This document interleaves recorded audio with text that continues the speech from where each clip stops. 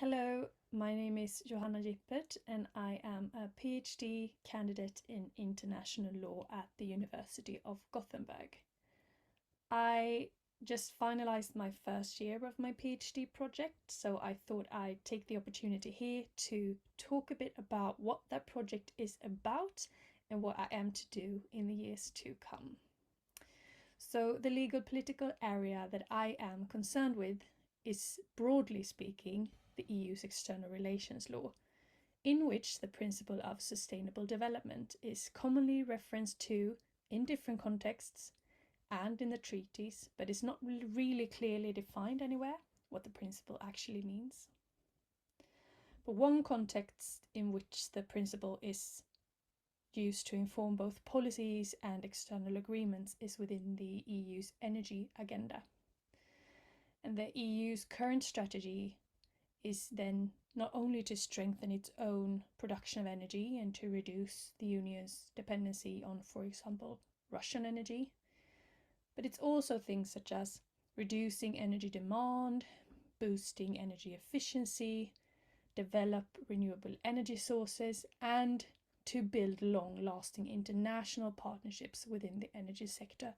to accelerate the green and so-called just global transition to more sustainable, secure, and affordable energy for all. So, a step towards achieving this aim and other strategies,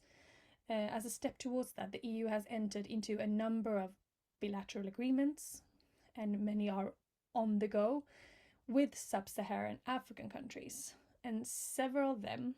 are central actors within the renewable energy transition, both globally and for the EU, as these African countries have critical strategic minerals needed in order to build, for example, batteries, wind turbines, and solar parks. And these are important actors for the EU because these minerals are something that the EU largely lacks itself and thus needs to import from elsewhere. Something which further affects these agreements is the so-called value mechanism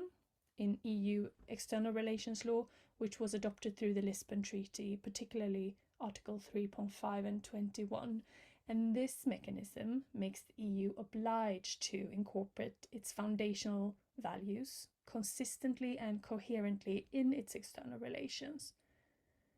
And this value mechanism has led to the principle of sustainable development being incorporated into the Union's partnership. And it's used basically to justify these relations to a great extent. Yet, without critically engaging in the question of how the principle of sustainable development is interpreted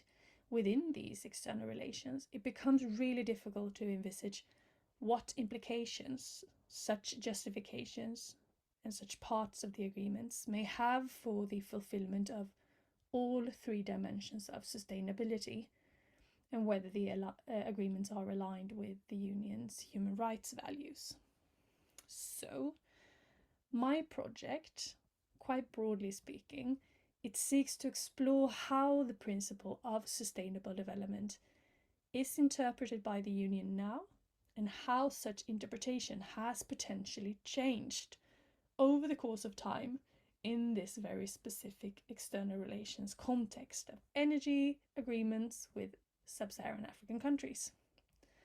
And I argue that this is important to look deeper into, since the principle's deep entanglement with human rights means that a shift in interpretation and adoption of sustainable development may have implications for achieving this just transition for all. Essentially, I explore the arguments and agreements of sustainable development as a particular green human rights justification,